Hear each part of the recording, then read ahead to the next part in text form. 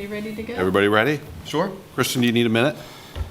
No, I'm like this all the time. All right. Kindergarten teacher, so it's literally like Okay. literally all the time. All the time. Well, this is something that will happen once and once only. It will never happen again. I will call the meeting to order. That's because we don't have a chair or vice chair yet. So as we get started, I thought it'd be a good time to maybe get to know us a little bit. So if you would just share your name, and if you could take one prop from any movie set, what would it be? So I will start. I am Rich Lockhart. I'm your Lawrence Police Chief. And if I could take a prop from a movie set, it's a series set, but I would take the Iron Throne from Game of Thrones. I don't know if anybody's a Game of Thrones fan, but it's kind of a cool prop, so. That's pretty cool. Yeah. Casey. Casey Cooper, Major at the Police Department. I'm over our Professional Standards Division, which oversees our internal affairs and personnel complaints, and I'm also our training. So I also do all of our hiring of new recruits, and we do our own academy, so I oversee all of that. I've been with the department for just over 22 years, and I've been in various different divisions in the department. Movie prop, boy, that's a, let's say the tumbler from one of the Batmans, right? Oh, that's the car. Yeah, the car, yeah, the Batmobile, Oh, yeah. okay. Okay. Yeah. Michael? Michael Machel. Let me see, prop from a movie. I'm a big Godfather fan, so I'd like the gun from when he said, "Leave the gun, take the cannoli." Wouldn't take the cannoli? Great line. There you go, Great yeah. line. All right. Patricia? I'm Patricia Dahl, and I'm from Washburn University. I'm in the Criminal Justice and Legal Studies Department. And for props, I would probably go with some of the beautiful costumes that they might have in any of the big movies. Nice. Caleb? My name's Caleb Stevens. I'm a therapist here in town. I think that I would take the original Optimus Prime from Transformers. That's Nice. a good one, too. I'm Kristen, and I would take that car from Back to the Future. So they could go like back. Good Oh, Nice. cool, yeah. Yeah. All right. Adam?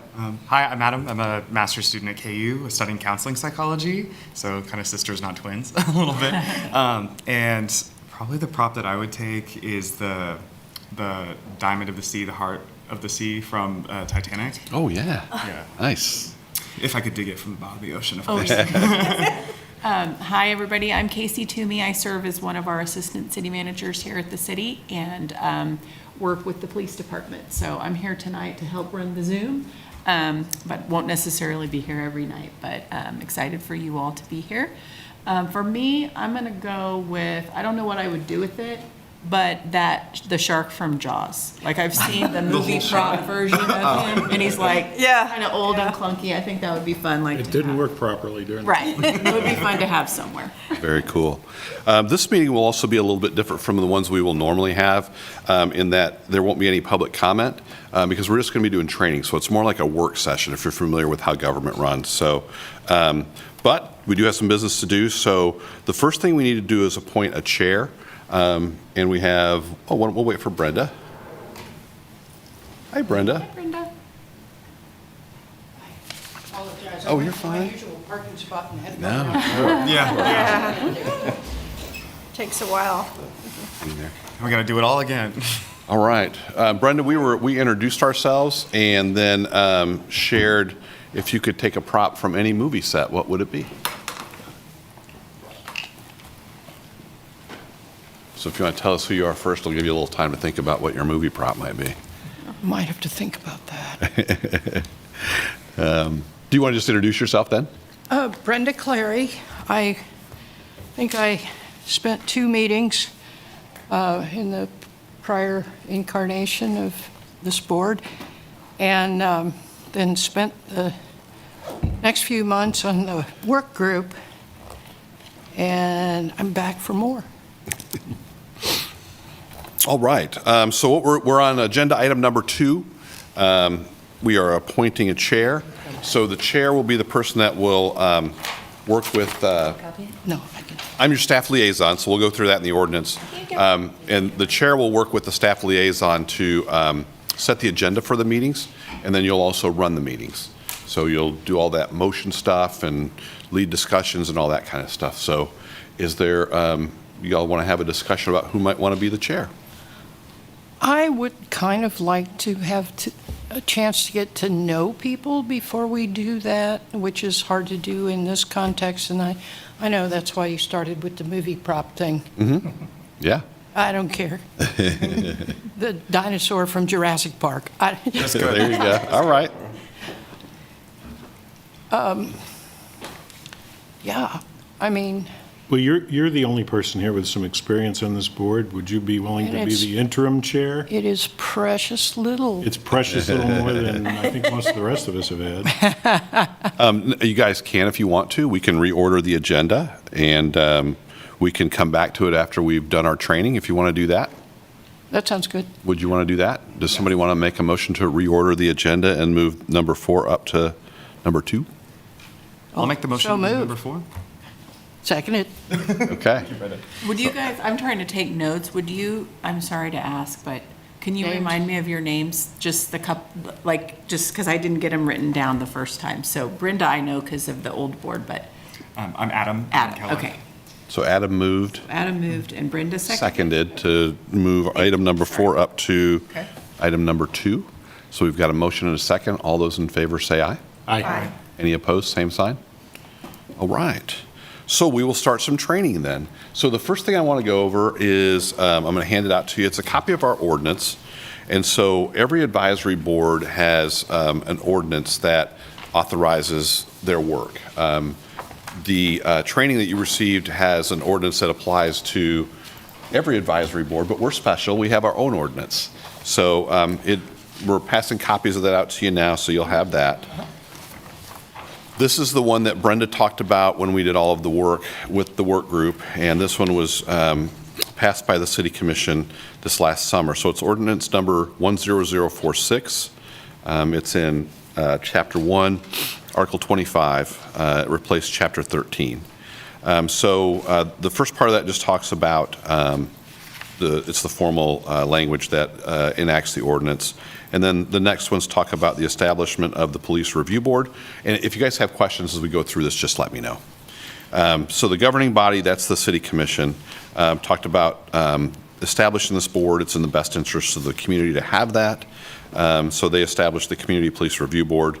The board serves at the pleasure of the governing body. So part of our role is we're an advisory board. We're not a policy-making board. We're not a board that will oversee the police department. We advise the City Commission on things related to the police department. And our primary purpose, as we'll see later, is to hear appeals for complaints against police officers. So that's 13-402. The primary purpose of the board shall be to review appeals of certain complaints of alleged police misconduct as defined in Section 13-403 of this article as amended. The board may also provide an independent, accessible, and efficient means by which members of the community may submit in a confidential manner complaints alleging police misconduct. Additionally, the board may engage in community outreach about the role of the board in the complaint and appeal process. So all of you are points of contact for people who would like to make complaints against police officers. Major Cooper will, in just a little bit here, talk to you about how to do that. We've got a form, we've got a website, and so he'll give you some training on what that part of your role entails.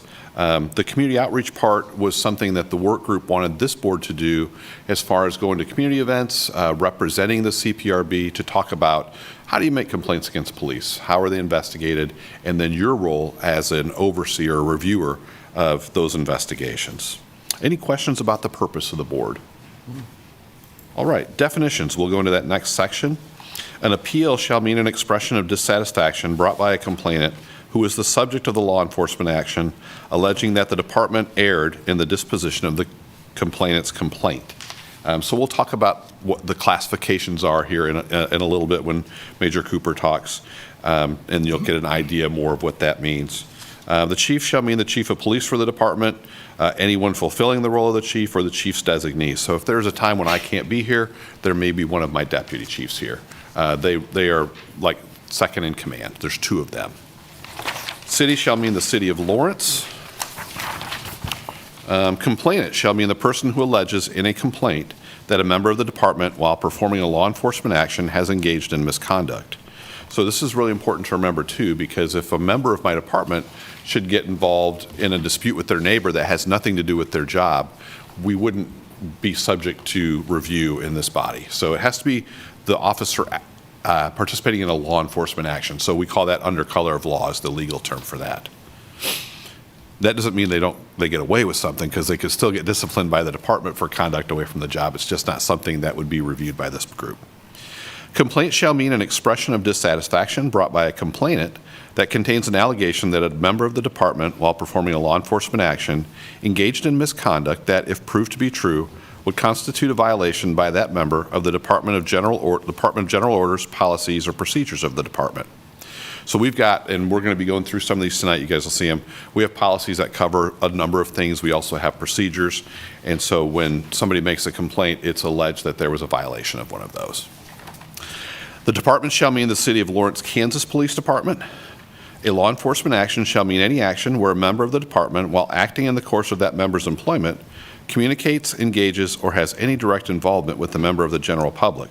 Such law enforcement actions include all ranges of community police interaction, from the least intrusive, voluntary or social contacts, to the most intrusive, seizures or arrests, and also include those law enforcement actions defined at KSA 22-4609 as amended. So KSA is our Kansas State, or Kansas Statutes Amended, is what that stands for. Then Annotated.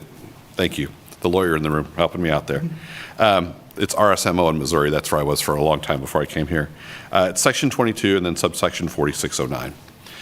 We have three levels, we have three levels of complaint. Two that you'll talk about, that you'll be able to review here. I'm going to skip those two because Major Cooper is going to cover that and talk about what that is. And then the last category is racial or other bias-based policing. I will talk about that in more detail as well, so I'm going to skip over that definition there. Specific duties of the board. A, review in accordance with this article as amended appeals of level 1 complaints and level 2 complaints. B, receive or accept complaints in a confidential manner and transmit the same to the department for investigation.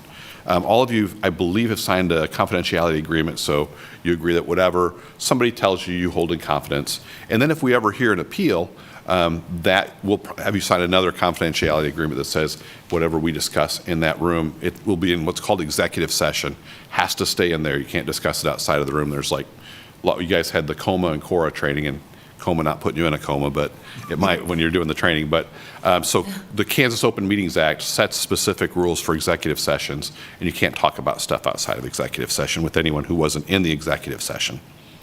Receive at each scheduled board meeting reports from the department regarding complaints. So not at this one, but at future meetings, you'll get a complaint report where you will have outlined for you all of the complaints the department's received and the status of each one of those complaints. Provide community outreach concerning the role of the board and the complaint and appeal process established by this article as amended. Review any data available from complaints received that may indicate trends. So one of the things we're going to do is track demographic data with our complaints. So we'll provide that to you as well when in that complaint report, so that you can see, you know, if there's a number of complaints against a certain group of people, that there may be a trend there, and you might want to ask about that. So you'll look at that as well.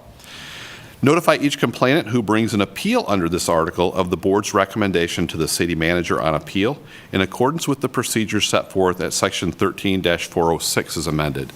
So when we have an appeal, you all will make a recommendation to the city manager. Be one of three things. One, you agree with the chief of police's classification. Two, you disagree with it and recommend something else. Or three, you recommend further investigation.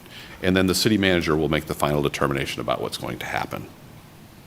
Receive training set forth in section 13-409 as amended. We're doing some of that tonight, so we'll cover that a little bit later.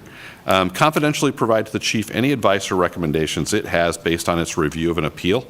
This one is designed to give you an opportunity to say, hey, chief, we looked at this complaint on the appeal and we feel like the department ought to do X, Y, Z. So it provides you an opportunity to be able to do that as a board.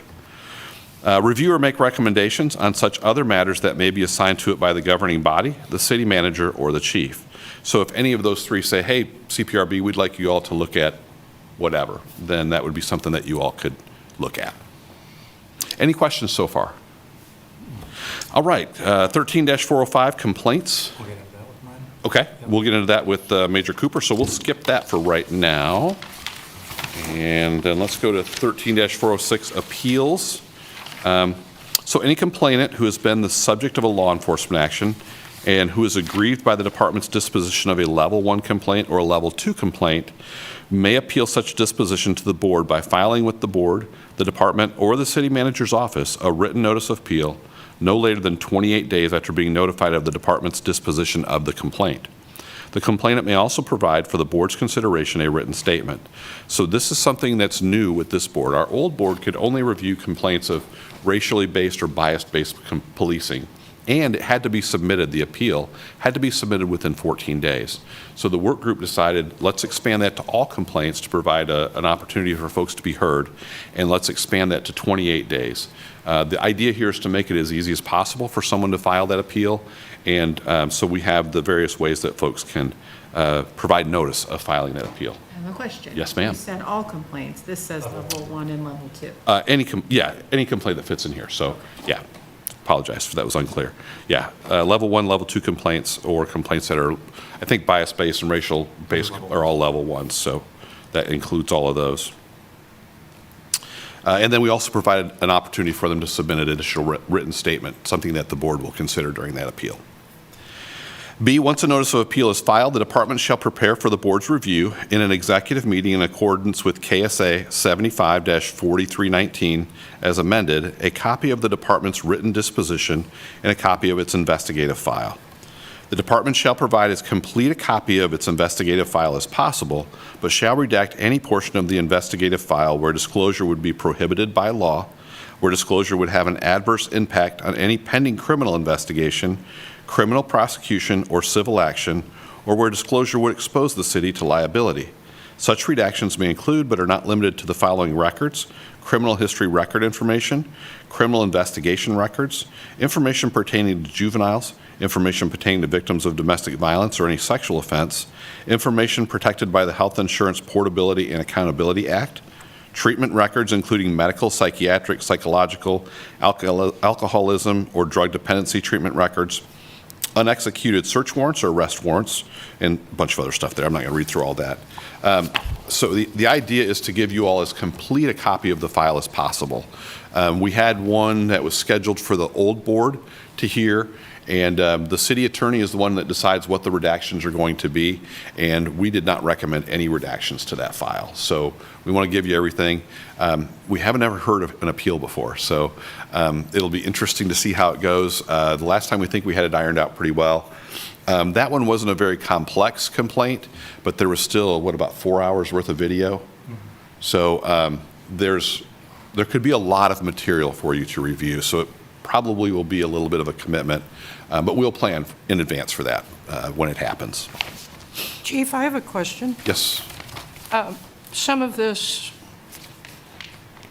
this list of what may be redacted, I certainly understand why, but when it comes to, for instance, the identity of a juvenile or the victim of sex offense, something like that, would that redaction be just, you'd still have the content, but use initials or Yeah, we would redact the name or identifiers. bingo or Yes. whatever? Yeah, kind of like what they do with an affidavit. They'll just use the initials, The board shall also in writing notify the complainant and the department of its recommendation to the city manager. Additionally, in light of its review of the appeal, the board may confidentially provide the chief any advice or recommendations that it may have. So this gives you an opportunity to say, hey, chief, we think you might want to look at more training for your officers on this, or hey, your officers did a really good job, but we think maybe better communication with somebody could have helped prevent this. Things like that you may have some better insight on. I always talk with Casey about things that I have going on, because as a police officer for 34 years, sometimes my field of view is not as wide as it could be. And so I look at things very differently from people who aren't police. So I always appreciate her perspective. And that's why all of you are here, because you don't have that same perspective. And so you're able to provide that to me in a way that helps me make our department better and make our officers better. The city manager shall review the board's or the department's disposition, the investigative file, and the board's recommendation, and shall, 1, affirm the disposition, modify the disposition, reverse the disposition, or direct the department to undertake additional investigation for the city manager's consideration. Any disciplinary action that is taken as a result of the city manager's review shall be at the sole discretion of the city manager, shall not be disclosed to the complainant or the board, and shall remain confidential. And that's just in accordance with the personnel records rules that are in the CORA. All right, the board shall consist of 7 members. We've got 6 of the 7 here tonight, so that's wonderful. We haven't had this many on the board since I've been here, and I've been here for about 3 years, so good to see that. We always appreciate that involvement from our community. Membership is voluntary, and no voting member shall receive payment for services on the board. Sorry, we can't even give you that $1 a year that some city councils get, so it's just the way it is. But it's very important work that you're doing, so I just want to say I appreciate all of you volunteering to be here to do this. Members will be appointed by the governing body. All of you were appointed by the City Commission. I don't know if you were at that meeting where that happened, but there was some lively discussion about some of the boards. Ours was not. Ours kind of went through, so I was very happy to see that. In making the appointments, the governing body shall include participants who reflect the racial and ethnic makeup of the community.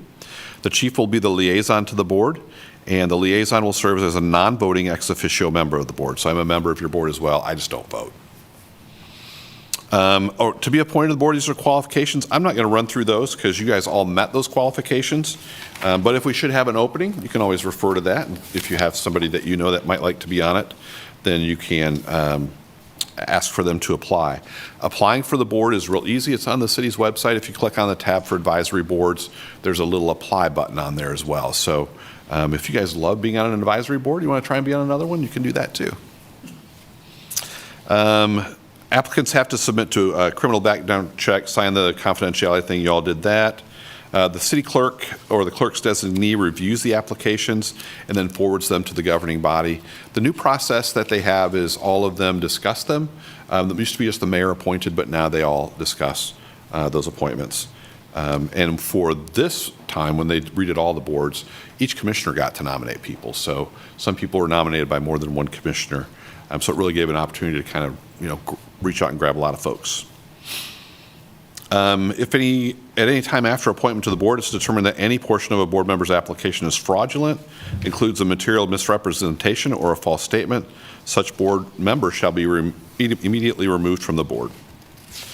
Training requirements, this is what we're doing tonight. So what the training you're getting right now isn't included in here, but I felt like because we're sort of unique and we have an ordinance governing our role, I wanted to go through that with all of you.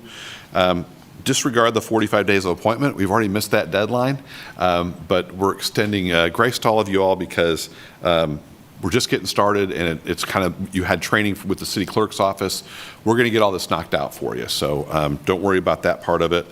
But we will, in the minutes, note that we're getting it done when we report our minutes to the City Commission, but that we're going to exceed that 45 days. So we'll get some feedback on that. We'll be talking about racial or other bias-based policing tonight. I have that covered for you. Fair and impartial will be another time. The law enforcement use of force and de-escalation techniques will be another time as well. The DEI will be another time. We'll have Dr. Faris Mohammed, our city's Director of Diversity and Inclusion, do that for us. Major Cooper is going to cover the complaint and appeal process. And I think, did you all get the COMA and CORA training? Everybody got that? Okay, so we're all covered there. The board shall receive any additional training that the city manager's designee, or the chief to assist the board in its duties. We will invite you all to certain department trainings as well. Don't feel like you have to go, but if you want to, we'll let you know when those are so that you can come and attend. Again, you don't get paid to go, but it's pretty good training, and you get a chance to meet some of the officers. I'd also encourage you, if you're interested, to do a ride-along, and we allow you all to ride as much as you want to. Seeing the job firsthand is a lot different from what you might see on TV, as you can imagine. It's really nothing like that. I always tell people it's about 98 sheer boredom and 2% sheer terror, and you never know when the sheer terror part's going to happen. So, but it's a neat job, and I've got a very young department, but it's really neat to see how enthusiastic they are about keeping our community safe, and I like getting out there and riding with them too, because I don't really get to do that much anymore. The city manager or city manager's designee shall periodically report to the governing body regarding the board's training. We'll be reporting this training in the minutes, so that will be taken care of for you. Confidentiality, we did that. Breach of privacy is knowingly and without lawful authority disclosing to any person confidential information received during an executive session of the governing body or board established by the governing body. Breach of privacy is a Class A non-person misdemeanor, so in other words, don't do it. You'll have to hire Brenda to defend you if you do so, or somebody like Brenda. And if I'm not very good at it, you'll have to leave the board. Yeah, there you go. That's right. So, our terms are here. Do all of you know what your term is? I don't know right off the top of my head, but it is on the city's website if you wanted to look at that. So let's see there. Scroll down. So Caleb, yours goes through 2027. Patricia, you go through 2027 as well. Michael, 2027. Kristen, 2026. You're a short timer. Who was that one? Douglas Miller. Doug Miller, he's the only one not here. Adam, you go through 2025. So you got With me soon. yeah, and Brenda, you're 2025 as well, so next September. So these are all going to be reappointed at the same time every year, and September 1st was when you'll take effect. So you can serve no more than 2 consecutive 3-year terms. There was something, and I don't think it's in here, I think it's in the training that we got about like y'all that didn't get a full 3-year term. I think you can go for 2 3-year terms after that if I remember right. So like Adam, you would be able to get appointed for 2 3 years, so you would technically get like 7 years. Yeah, like the president. Yeah, exactly. Or, yeah. All right, so meetings. This is the other thing that we'll have to talk about as well. So each year, one board member, each year it's the September meeting. So the calendar year for us is September 1 to August 31. So everyone's terms expire on August 31st. So the first meeting in September, one board member shall be elected by board members to serve as the board chair, who shall preside over meetings. The initial meeting shall be at a time and date specified by the governing body. All subsequent meetings shall be as called by the board chair, the chief, or a majority of the board members, and at least one meeting shall be held quarterly, provided that there are agenda items to be discussed. The board's meetings are subject to all applicable provisions of COMA. The board shall prepare and approve minutes of each of their meetings, which shall be forwarded to the governing body. So one thing to keep in mind is that this is easily recognizable as a meeting, but if we were ever all out at an event together and you had 4 or more of you, you cannot talk about the business of this body. So you have to really be careful with that. That's called a serial meeting, and you don't want to do that. The other thing too, and when I send you all email, I blind copy all of you, so you can't do a reply all. But if you ever start emailing each other to talk about the work of the board, that can also be a violation of COMA because that's a serial meeting.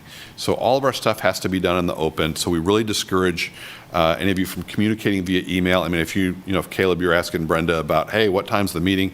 That's fine. But if you start communicating about, hey, did you see this or that? Are we talking about this or that tonight? And you start trying to make decisions, that's where you can get into some issues with it. So just be aware of that. If we do have an event where there are going to be 4 or more of you, we do have to post notice because that is considered a meeting, and the notice is posted, and we just say that there's not going to be any business about the CPRB discussed. So just be aware of that. The board may allow public comment during open meetings in accordance with the city's rules and procedures governing meetings of the governing body, but such public comment shall not include comments regarding individual officer misconduct. The board chair or the chair's designee, in the event that the chair is not present, shall immediately direct any person making such comments to use a method identified in section 13-405 of this article as amended for the submission of a complaint. So this ties back to the confidentiality. We don't want people to come in and make complaints in an open public meeting. We want to provide confidentiality for that. So if you're the chair and somebody starts doing that, just redirect them to here's the complaint form, or meet with me afterwards, or something like that to make a complaint. The public comment part, we're not doing it tonight, but that'll be something that you'll want to discuss as well. Whether the training you got from the city clerk outlined what the city commission does for public comment. Each advisory board is able to do what they see fit for their advisory board. So some advisory boards will just have 1 period for open public comment, and others may allow public comment on each item. Or you can provide opportunities for people to have public comment on certain items in addition to an open public comment. So give that some thought, and when we come back to setting the agenda and picking a chair and vice chair in our future meetings, we can talk more about that, so you guys can figure out how you want to do that. Retaliation is prohibited, so we don't want to have any retaliation against a person who files a complaint or appeal, or cooperates with the investigation, or is the subject of a complaint or an appeal. In this section, retaliate shall mean engaging in any conduct that is adverse to another person because of such other person's filing of a complaint or appeal under this article, cooperation in the investigation of such complaint, or because such other person is the subject of a complaint or appeal of this article. Retaliation is prohibited in any form, including but not limited to making unwanted personal contact with such other person, either directly or indirectly through a third person or via electronic format, when such a contact is intended to harass or disturb such other person. So we want to make sure that our complainants are feel free to be able to make their complaints and their appeals without being harmed or harassed in any way. The last parts are just kind of boilerplate about legal issues, if anything's constitutional or unconstitutional, and the ordinance was in effect September 1 of this year, and it was passed by the governing body in May. So any questions about our enabling ordinance? All right. And then any questions about the training you had with the city clerk? Everybody good on that? You have your book there? It has more of the meeting procedures and rules and things like that. So it outlines all of the items for a city commission agenda. Ours does not have to follow that. We won't have consent items. We won't have certain things that city manager report or things like that. So ours will be a little bit different given the unique nature of our board. So Casey, I'm going to turn it over to you to talk about personnel complaints. All right. Thank you.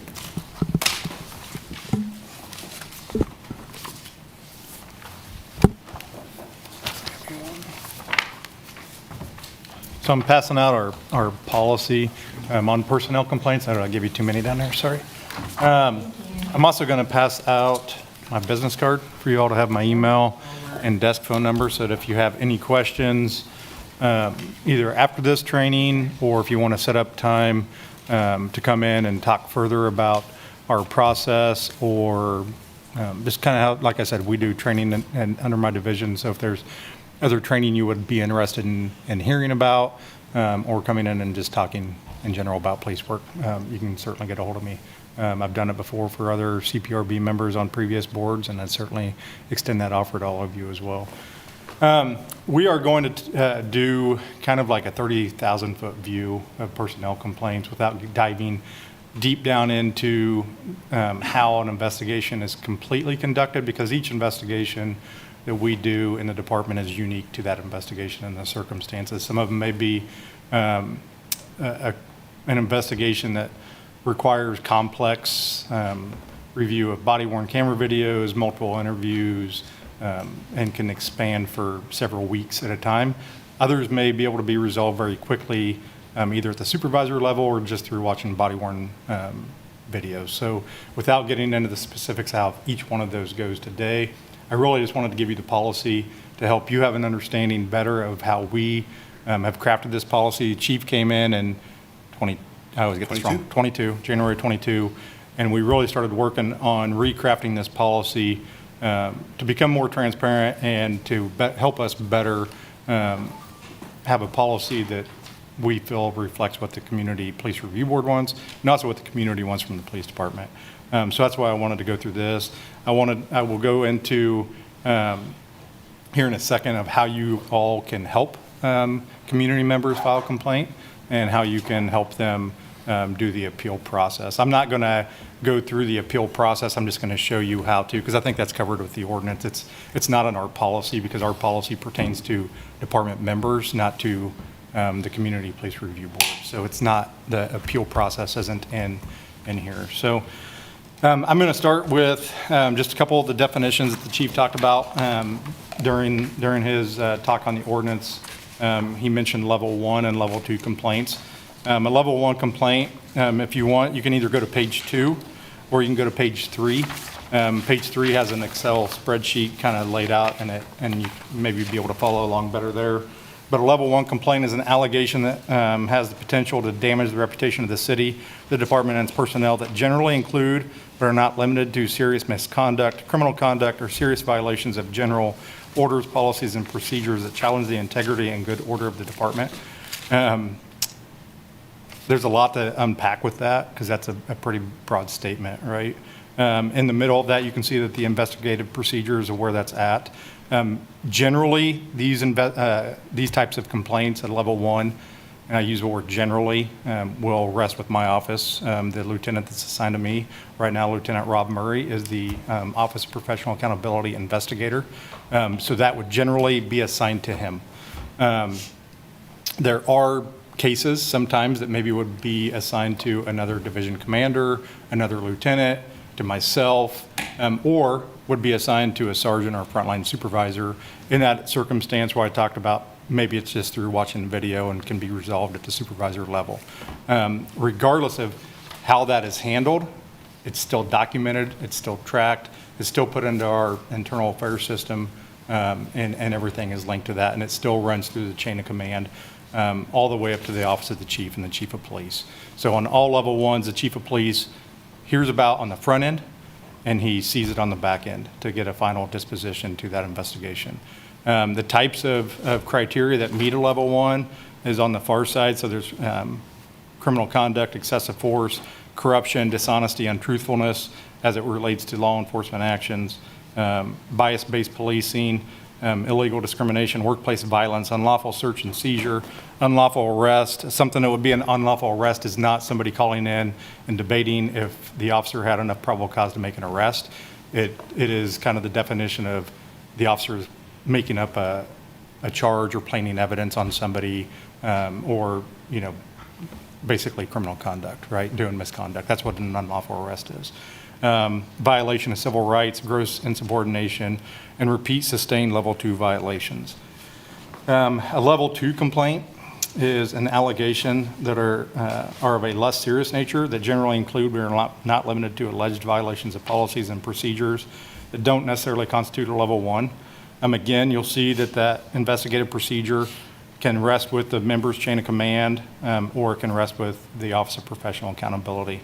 Some of those types of things that might be a level 2 complaint would be inappropriate conduct and or behavior of a less serious nature. And without getting into hypotheticals of what that means, I think everybody can surmise what a level 1 is, right? That's very, very serious stuff. Level 2 would be something like a mandatory report that maybe an officer didn't take a report on, or something like a domestic violence investigation where we're bound by state law to make a mandatory arrest when we have probable cause that a crime occurred, and maybe the officer fails to make that arrest or chooses not to make that arrest for some reason, even though they're bound by state law to do that. So that would be something that would be a level 2 investigation. Or anything that would be a repeated level 3 investigations, and you all don't, as Chief mentioned, don't review level 3s, but just for topically, a level 3 complaint would be something like a rudeness, a minor traffic violation, inadequate police service, or something like that. That would generally rest with the field level supervisor to deal with that. We really tried to, I don't want to say compartmentalized or silo things out, but really we tried to separate them out to give us the best way to move forward for an efficiency for this board, for the appeal process, and for the department as a whole, right? Our goal is to hold people accountable when appropriate in the best way possible, and this is what we felt would best be fit for us.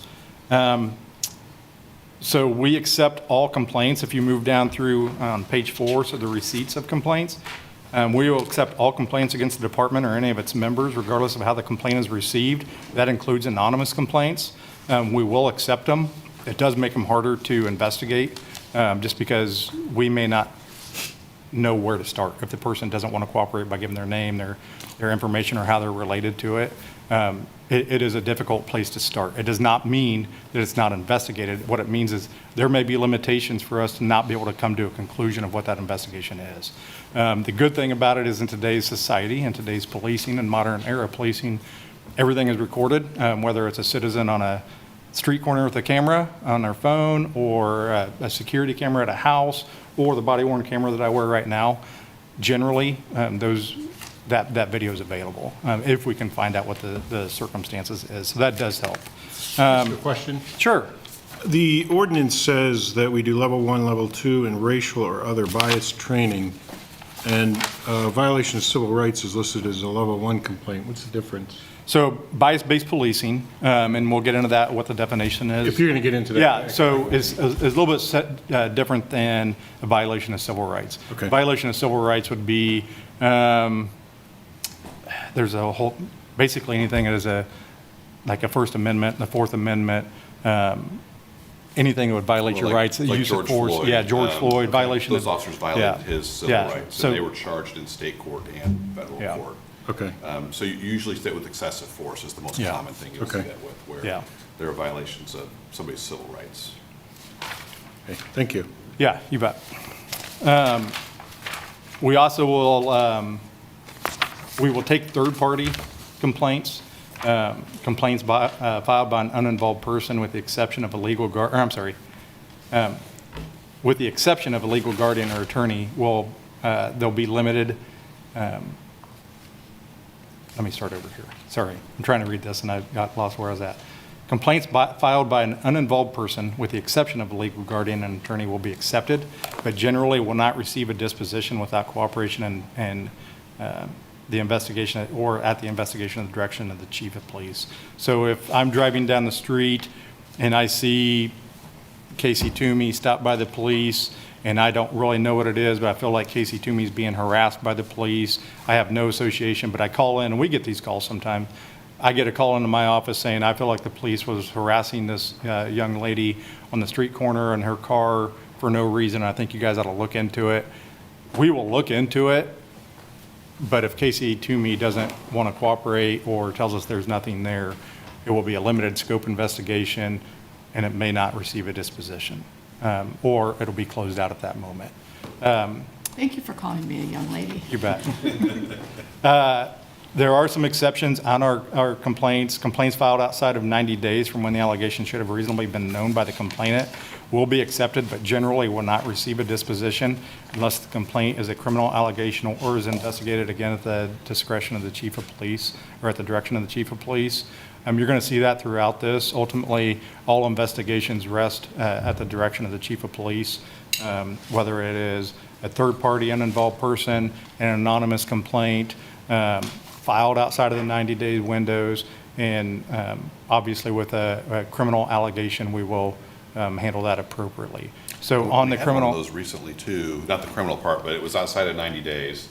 She made the initial complaint, decided to withdraw the complaint, and then about 6 months later, wanted to reopen the complaint. I told him to go ahead and do it. We talked to her, and then she ended up backing out again. Yeah. So we want to make this as open and available to people as we can, because we want to be the best we can. And so we're not concerned about some of the stuff, but we do have to kind of put a time frame on it. So, but it's always, we can always look at it if we need to. Yeah. And on regards to criminal investigations, if it is a criminal complaint where the complainant, or I'm sorry, the crime involves a person, right? So everybody following with me, if the victim of the crime is a person, then we would have an outside agency do that investigation. If the victim of the crime is the state of Kansas, then generally the police department would handle that unless the chief of police says otherwise. So the difference would be like what you're asking, like, oh, maybe what's the state of Kansas crime? It would be misuse of law enforcement resources. So something like I'm driving down the street, and again, I see Casey Toomey, running all of her information, borderline stalking her date of birth, figuring out all these things that are really only supposed to be used for law enforcement purposes. That would be something where the state of Kansas is the victim because it's violating the state of Kansas's rules on CJIS information. So that would be something that we would handle internally as a department, unless the chief says otherwise.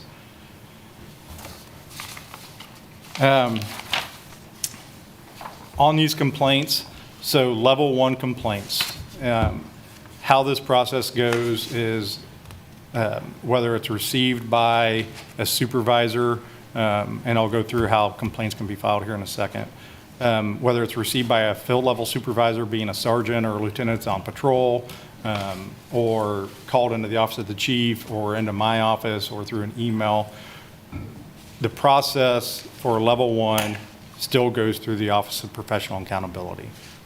We notify the chief or the office of the chief, if it's a deputy chief, within a reasonable time frame of saying, hey, we have this bias-based policing complaint against Officer X, so that he knows on the front side.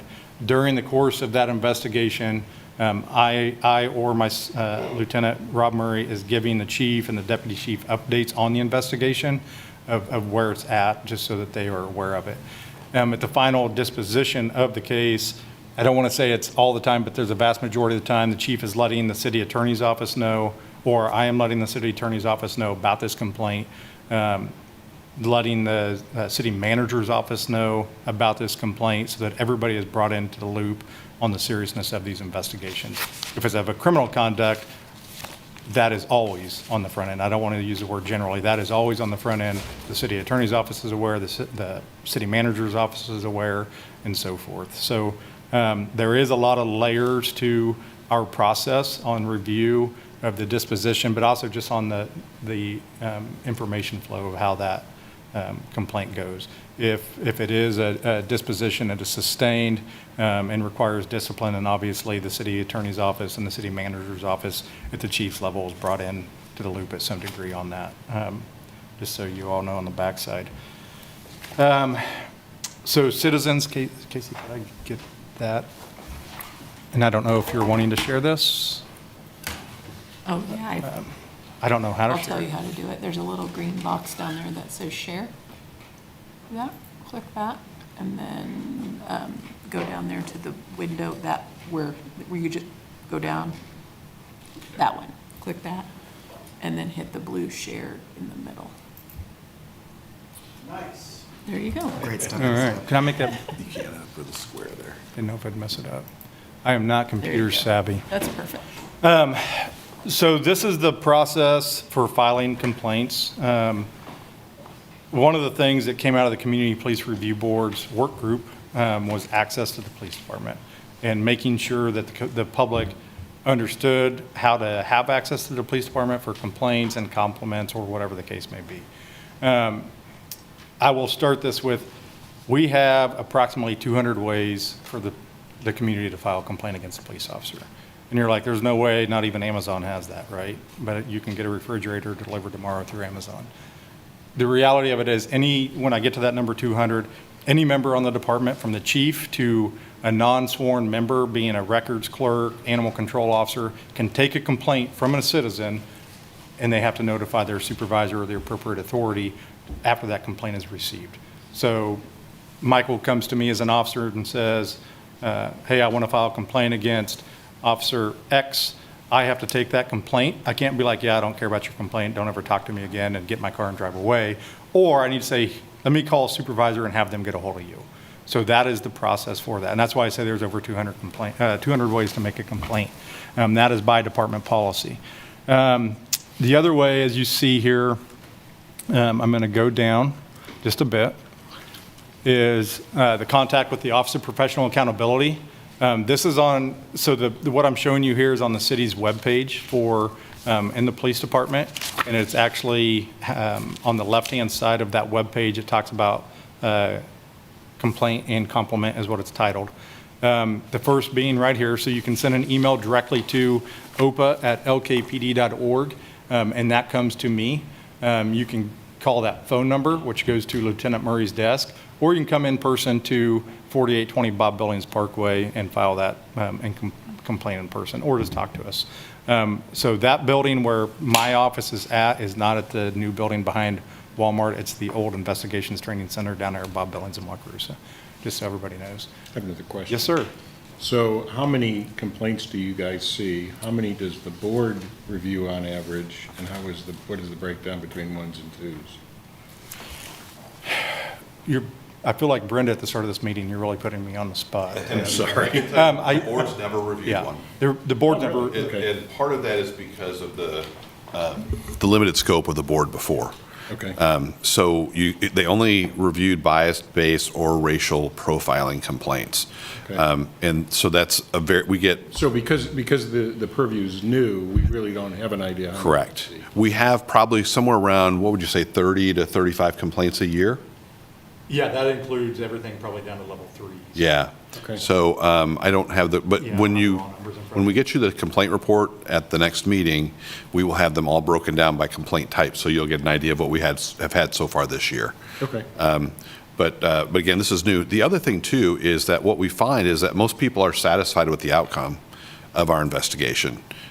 So, that may or may not change now that they know they can bring anything to you all. So we'll just have to see how it goes. And then I think that's the other important part for you all, if that community engagement aspect, is to be out there and to talk to people about, hey, if you're unsatisfied with what happened, here's a means to at least get us, the 7 of us, to look at it and give you another perspective. So it'll be good. Thank you. Yeah.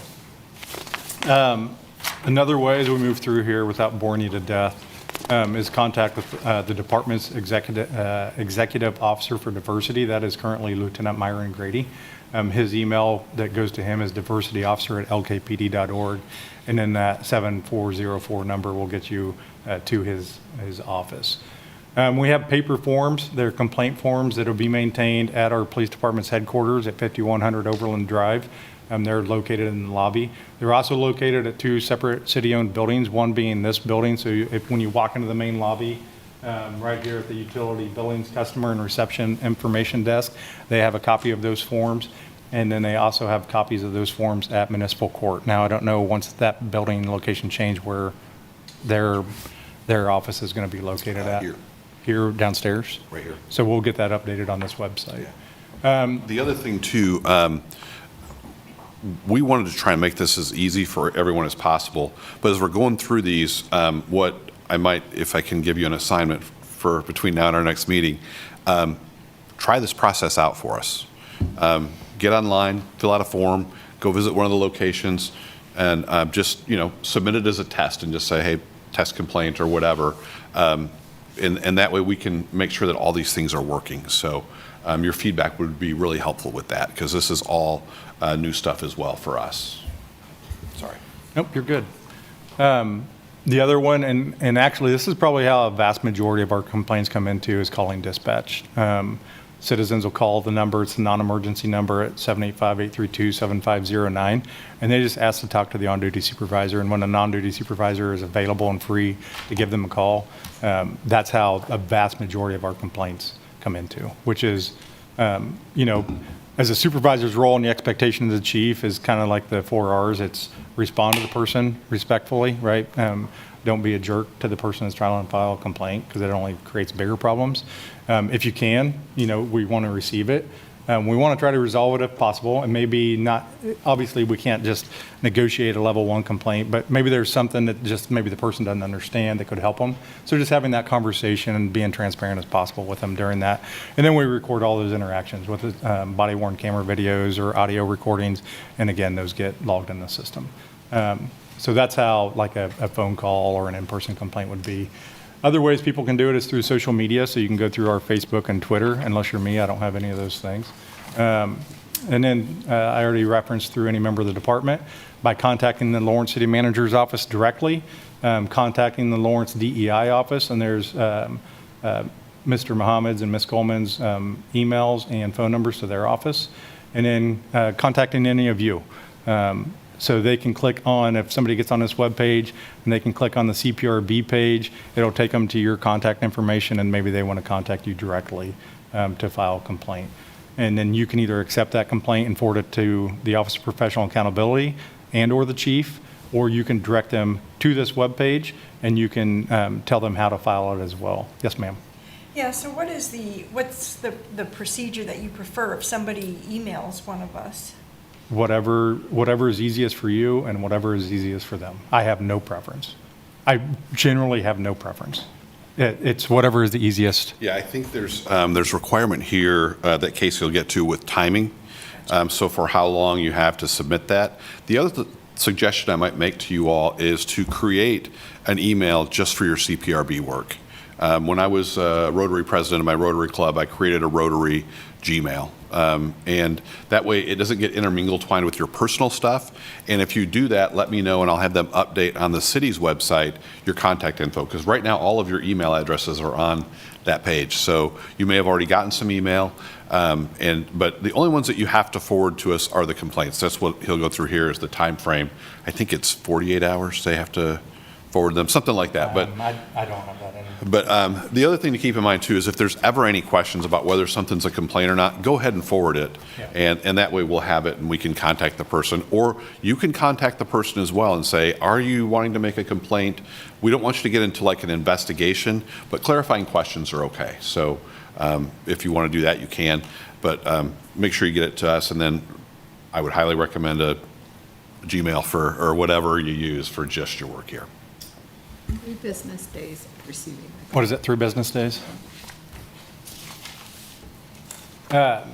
So here's an easy way to answer your question. If maybe there's somebody in the public that comes to you and says, hey, I want to file a complaint against Officer Cooper for whatever the reason may be. You can direct them to this webpage. Again, it's lawrenceks.org. Tell them to click on the police department and the offices, and then go to the left-hand side for compliments and complaints. And that takes them to the page that they see right here, right? Compliment is obviously the first thing. And then as you scroll down here, there's 2 ways they can do it. They can go to a complaint fillable PDF form that they can fill out and print off, and they can bring it to the police department, the city manager's office, or yeah, right here, City Hall, Right in yeah. front of City Hall. See if I can go back. I go to the tab to the left of that one, right there. And then the other way, this is something new that we created with the work group, or as the work group was growing on. This is an online complaint form. So an individual can go in and fill out all of these boxes as they see fit. And then without going through and clicking on each one of them, they can give us the incident information of when it occurred. It is a little bit, being in, retired military, it's a little bit military date, so it took me a second to go back to that, but it's day, month, year, so I was confused why I couldn't get it to go through on my test run, but as you can see there, it's self-explanatory. Then they can go through and they can type up a narrative of what happened, what their concern is, and once they go down to the bottom of this, they click hereby affirm that this information is true and correct, and they hit submit. And where this goes on the backside is to that opa@lkpd.org email that I see. And then once I receive that, I review it, and I review the complaint. I'll look at the incident, or I'll look at the body-worn camera video, and then if it's something that is going to rest with the Office of Professional Accountability, I assign it to the lieutenant that's in that office. Or if it's something that is going to be a patrol level investigation, I'll get a hold of the patrol major and ask him to assign it out to their lieutenants. Yes, ma'am. So those 2 forms, one is a PDF form that somebody fills out, and the other one is just online? Yep. Okay. It's And truly they- whatever is easiest for that person. Okay, and both of them come to you? Yeah. Okay. Yeah, so the PDF form will take a little bit of time, right? Okay. So, because that's got to make it from the person filling it out to, if they drop it off here or Right. city at the Okay. police department, then it's got to make its way to my office. So the moment, let's say Mr. Stephen wants to file a complaint against me, and the moment he hits submit, it's hitting that mailbox. Okay, thank you. So I get those, that quick. So And the work group, you notice there's a lot of information on that web form. A lot of that is what the work group wanted, to be able to collect some of that demographic information. We didn't make any of that required, though, because we didn't want that to be a barrier to somebody filing a complaint. The only thing required is this confirmation at the end. So if somebody doesn't want to submit their demographic information, that's fine, too. We still want to get the complaint.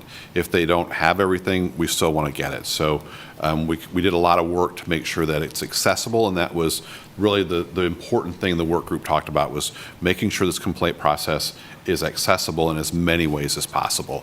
And that was the thought process behind this. The written form has all those demographics as well. So they're both there, but they're not mandatory. I had a question. When you submit the form, the one that goes straight to you, do you get an email back with all the information that you submitted as well? Or does it just go and we're just supposed to believe what? that it went? That's a good question. I don't know. So City IT created this for me, so I don't know on your end, because mine comes from a PD. Sure. Like if I'm going to do Yeah. a test. How about I look into that? Yeah. Because I did think of that the other day when I was just doing a test run to make sure everything was working properly. I will tell you what I do. So if I don't do reply to it, because what that does is sends it back to the city's IT server. What I do is when the person puts their email in there, I take that out of the complaint and I reply back to them. I received your complaint. This is the matter of what's going to happen, or this is what I looked into, Sure. or answer their question if it's a question. Sometimes we get complaints on this about maybe just road construction. I'm tired of 6th Street being tore up. Well, me too. Right. So sometimes we get that. Sometimes we get complaints from other departments that may not even be in the state. Sure. How they get this complaint form, I don't know. But I reply back to those people, wrong department, wrong state. Sure.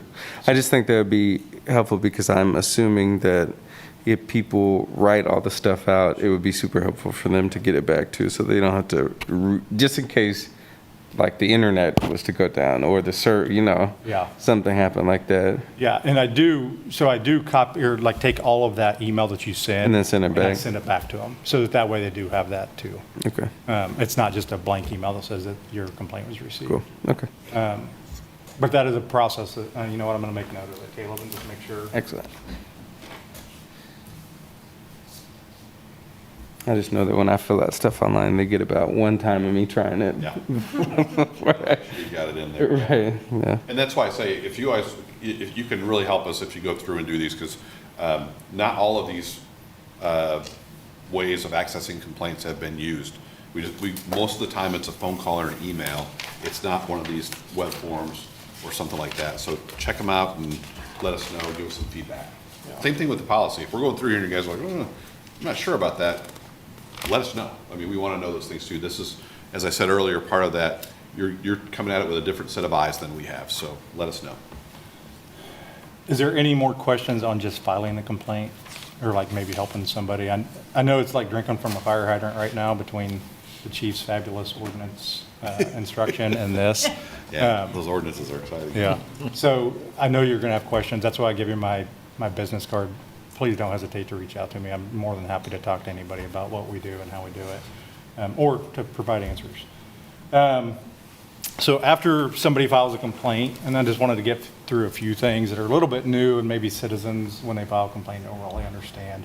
So we do feel that it's very important to be transparent, and there have been multiple times, I don't want to say it's every time that we do this, but there's been many times where we'll invite somebody to come in and watch the body-worn camera video or the in-car camera video and review that with them. Because maybe we're not seeing in the moment, right? Generally, most people, myself included, I don't want to have interactions with cops, right? Like, I understand that. Like, we're the arm of the government.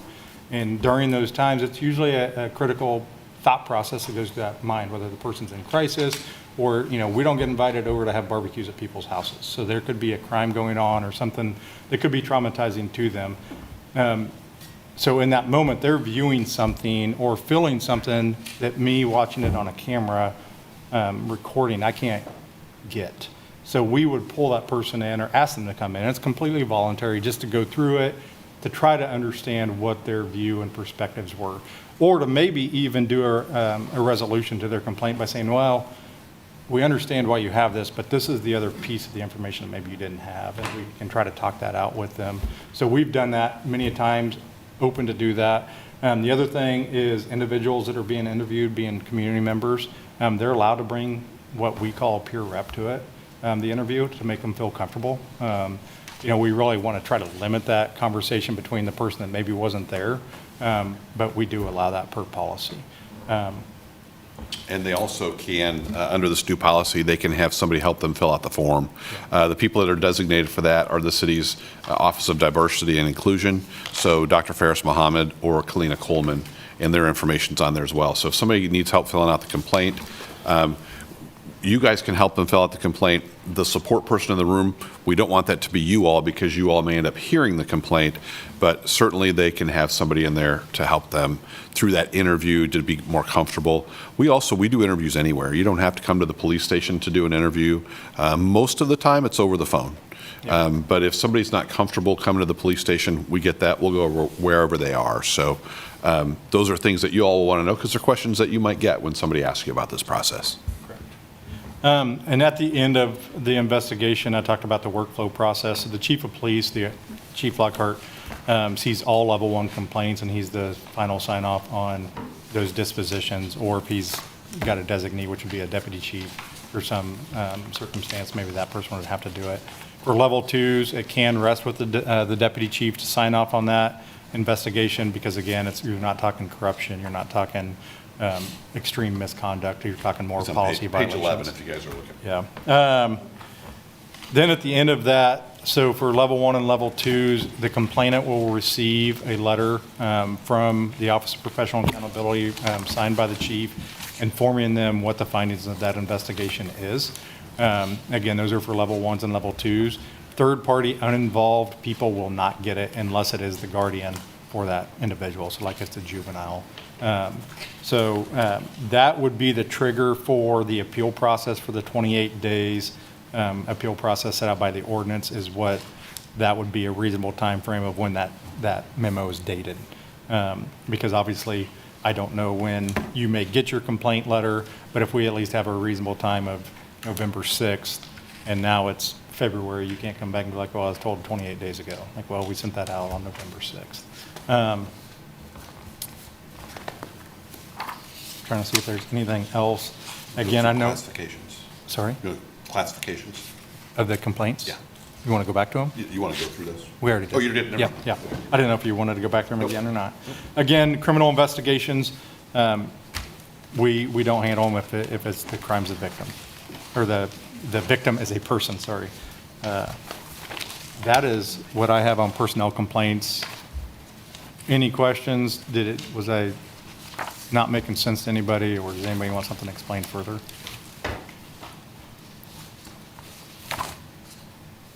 All right. Do you guys want to take a break? Yeah, I gotta. Okay, let's do about 10. Let's come back at 6:51.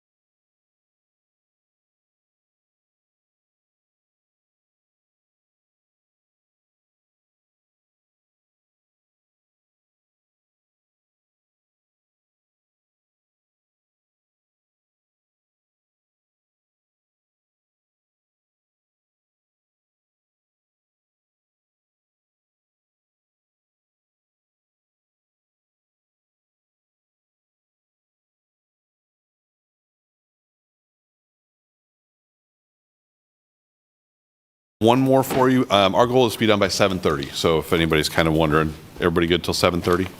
Okay. The next one we are going to do is, oh, it's right there. Bias-based policing, and this is our bias-based policing policy that we'll share with you all.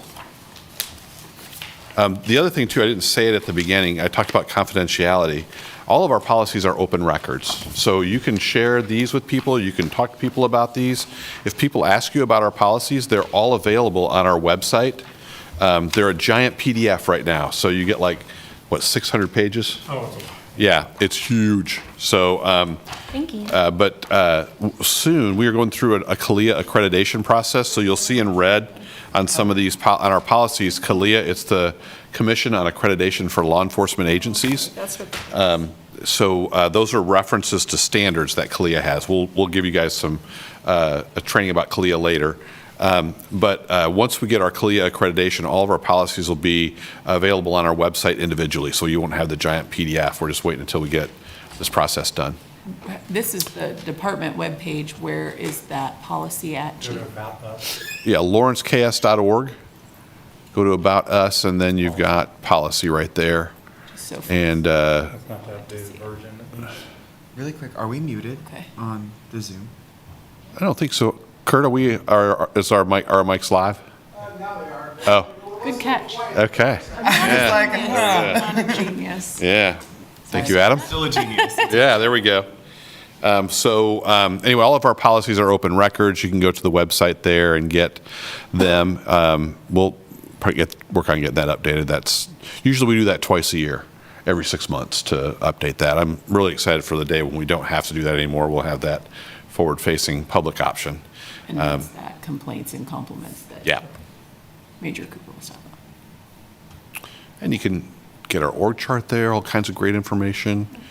I don't know if anybody uses websites much anymore, but I remember as a young police officer when we first got a website, like everybody's got to have a website. And now it's like they're like cluttered cabinets sometimes. So, all right, let's talk about bias-based policing. So when you see this policy, I'll just kind of go through what our policy looks like. It's got a policy number, and then the numbers correspond with sections. So it's kind of like state statutes and all that stuff, so we can know which section we're talking about. This one will have an effective date, a revised date. So this one was, the initial rollout was January 3rd of 2020. It was last revised August of this year. Who it applies to, how many pages, the CALIA reference, that's our standards that we're talking about. We're also going through a secondary accreditation through the state of Kansas called CLEAP, which is the Kansas Law Enforcement Accreditation Program. And we haven't completed that yet. When we do, we'll put the reference there for the standard. As the head of the agency, I'm the authority, so I'm responsible for policy making for the department. So all of these policies are under my authority. And there's actually a policy for that. So we've got a policy and a standard for everything. The purpose and scope, policy provides guidance to members and affirms the department's commitment to policing is fair and objective. This policy prohibits the practice of racial and other bias-based policing by members of the Lawrence Police Department. This policy applies to all employees and volunteers of this agency, so not just our law enforcement. So if one of our front desk folks or some of our non-sworn, we have non-sworn, we call them mobile teleserve, community service technicians. They will handle reports. They are not armed. They're not sworn. We also have 2 non-sworn investigators who handle special victims investigations. So we've got the definition of an enforcement action. Any law enforcement act during a non-consensual contact with an individual in one, determining the existence of probable cause to take into custody to arrest an individual, constituting a reasonable and articulable suspicion that an offense has been or is being committed so as to justify the detention of an individual or the investigatory stop of a vehicle, or 3, determining the existence of probable cause to conduct a search of an individual or a conveyance. Racial or other bias-based policing, it's the unreasonable use of race, color, gender, age, ancestry, sexual orientation, disability, ethnicity, national origin, gender identity, or religion by a law enforcement officer in deciding to initiate a law enforcement action. Our policy goes a little bit farther than some do. If you look at federal law, these are called protected classes. The federal law doesn't extend that far, and that's typically what you'll see in policies on this. We've extended it further, and because we think that's important, and it's also important in our community as well. You'll hear me talk quite a bit about policing the way our community wants to be policed. This is a reflection of that. So our community tells us they want this, so that's why we're doing that. One thing to keep in mind, it's not racial or other bias-based policing when race, color, age, ancestry, sexual orientation, disability, ethnicity, national origin, gender identity, or religion is used in combination with other identifying factors as a part of a specific individual description to initiate a law enforcement action. So, for example, the green people are protected under our bias-based policing policy, but if somebody reports a crime and says a green person committed it, it would be okay for us to stop a green person using that as a determination to stop because it was reported to us that a green person was doing that.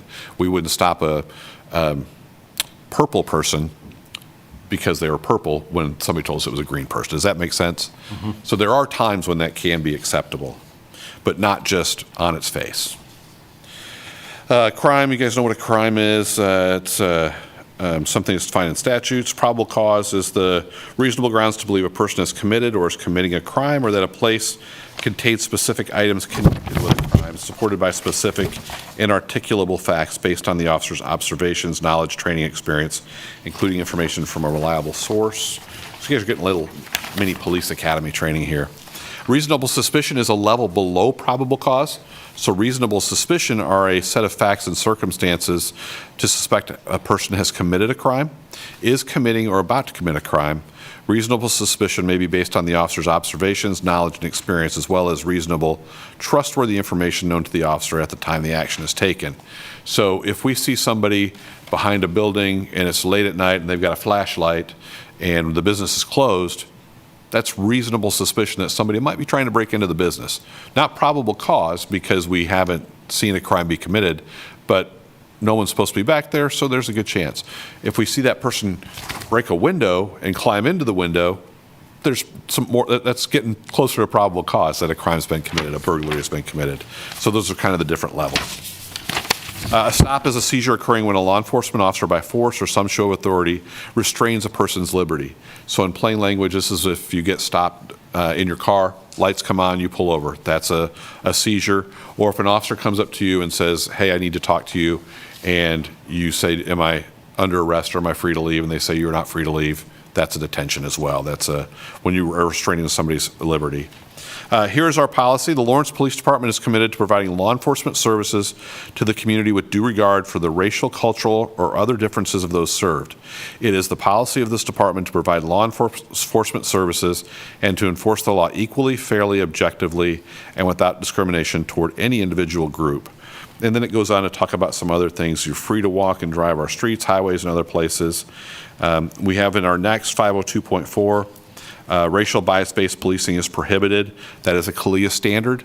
So again, you're starting to see some of these things, the value in being accredited through CALEA. They're telling you you have to have a policy that prohibits these things. Includes, this is a KSA, includes but is not limited to the race, color, age, ancestry, sexual orientation, disability, ethnicity, national origin, gender identity, or religion of a person. And then as a general indicator or predictor of criminal activity. And so it talks about what some of those things are. Members' responsibilities. You are prohibited from engaging in racial or other bias-based policing as provided in this policy or prohibited by law. We also have to perform our duties in a fair and objective manner and are responsible for promptly reporting any suspected or known instances of bias-based policing to a supervisor. So there's a couple of key components here. One is doing our job in a fair and impartial manner, objective manner, and then also that duty to report. So if you see somebody who is engaging in bias-based policing, you have an obligation to report that to your supervisor. If you don't, you could be held responsible under this policy for not doing that. talks about members violating the provisions of this policy or the state or federal statutes pertaining to racial or other bias-based policing or violating the constitutional rights of any person as provided in this policy is subject to corrective action to include discipline. The discipline includes actions appropriate in response to the nature of the violation based on facts revealed in the investigation of the complaint and consistent with applicable laws, rules, regulations, labor contracts, and other things. Discipline may also include retraining, counseling, any other action deemed appropriate to deter repeated violations. So, you know, if we have a very simple thing where an officer stops are like all yellow people, we're going to say, hey, look, man, you need to like broaden your horizon here and talk to them about why they are stopping all of one kind of people to try and get an idea of what's going on. Sometimes an officer may not be aware of it. So one of the things we do is we collect traffic stop data on all of our traffic stops, and we have access to that information. I think, does it talk about it in here, the traffic stop data? Yeah, so I'll touch on that here in a minute. But if we have an instance, and we've had these several times since I've been here, where there was an allegation of bias-based policing, and we looked at the officer's traffic stop data to see if there was, and there wasn't one, but it was good to know that we had that available to us. Before I got here, we did have an instance of bias-based policing that an officer was terminated for, and he was stopping a disproportionate number of females. And you probably heard about it. It was a pretty high-profile case that happened. So it's good to collect the traffic stop data. It doesn't necessarily mean that we won't have instances of racial profiling or bias-based policing, but it's just another safeguard. The other thing, too, with that traffic stop data is the stops themselves, there's something called a disparity index. Disparity indices aren't real good measures of whether or not an officer is doing bias-based or racial profiling. One of the things that we like to look at are the number of searches they do, and then also the hit rates on the searches. Those are better indicators of whether or not there's bias being shown. We had a complaint recently on an officer who the complaint was that he was doing bias-based policing. We looked at his stops, and he was stopping more people than the other officers, but there was no disparities with regard to race or gender. The other thing we looked at was he was doing a lot more searches than everybody else, which again might be an indicator that there's something going on that shouldn't be going on. But then we looked at his hit rate, and his hit rate was higher than everybody else. So what that told me is he's doing the right thing. Yes, he's getting more searches, but he's not disproportionately affecting a gender or racial makeup. And of the searches he's doing, he's getting more results than others are. So that means he's doing proper searches, not improper ones. If you see somebody that does a lot of searches and they have a low hit rate, which means they're not getting anything, what that says is you've got somebody who's just like throwing the fishing line in the water just to see what they'll get. And he's probably subjecting people to searches for improper reasons. So that's where that data can be really helpful for you, but looking at it at different points, not just on one point. Questions about any of that so far? Yes, ma'am. I have a question. If we could go back to Of course. let's see, it was, I think, where you said that there was, and I can't remember which number it was now here. You said there was an extension, it might have been 502.4, and it was talking about it's not limited to, and there's a whole list. And I think that you said that there was an extension, you extended that? And I guess my question was, did you mean you extended the protected classes? Yes, that was in the definition. So it was racial or bias-based policing. Right. Is that what you're talking about? Yes, sir. Yeah. So race, color, age, ancestry, sexual orientation, disability, ethnicity, national origin, gender, those are the ones you typically think of as protected Right. classes. We include gender identity, and religion, I think, is included in there too. Okay. Yeah, so maybe gender identity is the only one that we've added on there. I thought yeah. So, but yes, so those are a little bit more broad than what the federal law requires for workplace harassment. Are these, I see the CALEA there. Mm-hmm. Is this like the 502.4, is that new for CALEA? So we've always had a policy that prohibits bias-based policing. What that is, so to be in compliance with CALEA is we have to identify that within our policies. So instead of when they come in to do our assessment, now I've got to read 600 pages to be like, oh yeah, here's that one thing that you said. They have a standard that would say, for example, you have to have a policy that prohibits bias-based policing. So then we go in here and say, well, this says right here, bias-based policing is prohibited. We mark it so that they can come in and look at it quickly. And then we have to prove how it's prohibited. And that proof would come from like an investigation or complaints. Or if we don't have any complaints, and we say, well, we didn't have any complaints filed on bias-based policing this year. That's how that process works. Our policy came to us, this policy here came through, to us through Lexipol, which is a company out of California. It's a big public safety and government policy company. And then we took it and reshaped it to what we felt like what the chief said, what the community wants on bias-based policing. And that wasn't just specific to this policy, but all of our policies.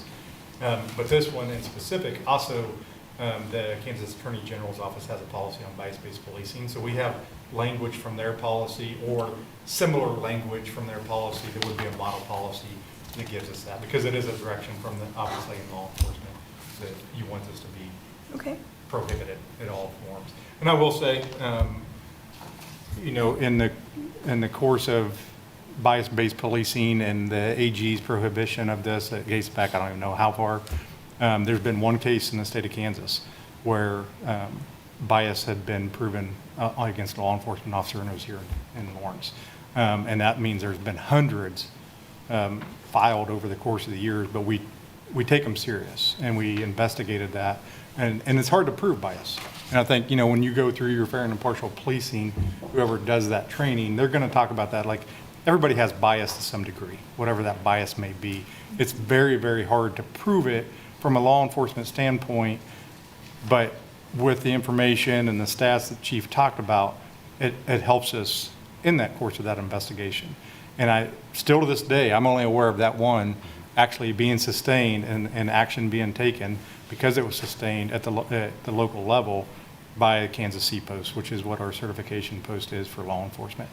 And it may be the only one I'm aware of that's even in Missouri. I don't even know if Missouri has one, but I don't want to speak about them. But I just want to talk about, that's how serious we take it. Okay. So. Thank you. Yeah, and the other thing, too, to keep in mind, it has to be something we can prove, and that's where it's difficult. I had a case when I was in Kansas City where somebody was written a ticket for failing to signal when they pulled away from a curb, and it was a black male who was in an all-white neighborhood, and he was dropping off a friend. And so we investigate it. I'm a captain. I get it back to me, and I'm reading this, and I'm going, yeah, that's obviously bias-based policing. But I couldn't prove it. You had a legitimate traffic violation. The officer said that I couldn't tell the person was black. So, you know, I know what I know. The driver knew what he knew. And so it's not something that's easy to show. Collecting traffic stop data does help with that, though. And then the training helps with that as well. And that's, you all will get to go through the fair and impartial policing training that we go through. So you'll see what the officers are learning. And a lot of it is how to identify your implicit bias, because a lot of these things are implicit. You aren't aware of them. And so by becoming aware of them, you're less likely to have that dictate what you're doing in your work. Explicit bias is very easy to see. And, you know, we try and screen for that. We have a psychological screening we put everybody through. We have important policies like this that say, hey, this is how you will behave. And then we have good supervision that takes care of that. So those are ways you can kind of safeguard against it. That makes sense. Yeah, welcome. Any other questions? All right. So we talked about member responsibilities. Officers have to articulate sufficient reason for the contact, independent of the protected characteristics of the individual. So, you know, we can walk up and talk to anybody we want to, a voluntary contact. And so we don't have to have a reason for that. But if we're going to stop you and limit your freedom, tell you you are not free to leave, we have to have a reason for that. And it can be reasonable suspicion, it can be probable cause, or it can be a public safety thing. So if you can't, as an officer, articulate one of those three things, then you don't have a lawful stop. So that's important to keep in mind as well. Let's see here. So we're going to go on page 4. Reporting traffic stops. Each time an officer makes a traffic stop, the officer shall report any information as required in the traffic and parking citations policy. So that's where we collect a lot of that demographic information. And that's the next section there as well. The officers complete the stop data collection forms on any traffic stop, pedestrian check. So pedestrian check is if somebody's walking down the street and we stop to ask them questions about something, they would do that. Investigate an occupied parked vehicle where that is self-initiated activity not associated to a call for service or an attempt to locate. Only the driver's information will be collected during a traffic stop. However, each individual that is contacted during a pedestrian check or investigative vehicle will require a separate data collection form. So whoever we question or talk to, we're going to collect that demographic information from them on the stop. So if you're a passenger in the car and we're just talking to the driver about a traffic violation, there's no reason for us to intrude on that person's privacy because they aren't part of the law enforcement action. Supervisor responsibilities, again, these are where it's really important. You have good policies, but then you have good supervision to make sure the officers are following the policies. Discussing officers involved in things that are identified as issues. The other thing, too, we just started doing this B. How long did we start? About a year ago, maybe, on reviews? Yeah. So we have Axon as our body camera and dash camera company. They send out notices of random reviews for the supervisors. So they have to look at a certain number of reviews of officers' body cam and dash cam video. And that's just another way to make sure that we are looking at what's going on and looking at what they're doing. And then they have to document those. Supervisors should notify OPA of any actual or alleged violations of this policy, and then take prompt and reasonable steps to address any retaliatory action taken against any member of this department who discloses information concerning racial or bias-based policing. We also have to report to the state attorney general any complaints filed regarding racial or bias-based policing, and that report has to be filed before July 31st. So there's an annual reporting to them. The other thing, too, to keep in mind, people can also make bias-based policing reports to the Attorney General's office. I think it's through their website, isn't it? So that's available to our community as well. The department will conduct ongoing community outreach and communications efforts, including not limited to the following. Statement of person's right to file a complaint with the agency and or the Office of the Attorney General.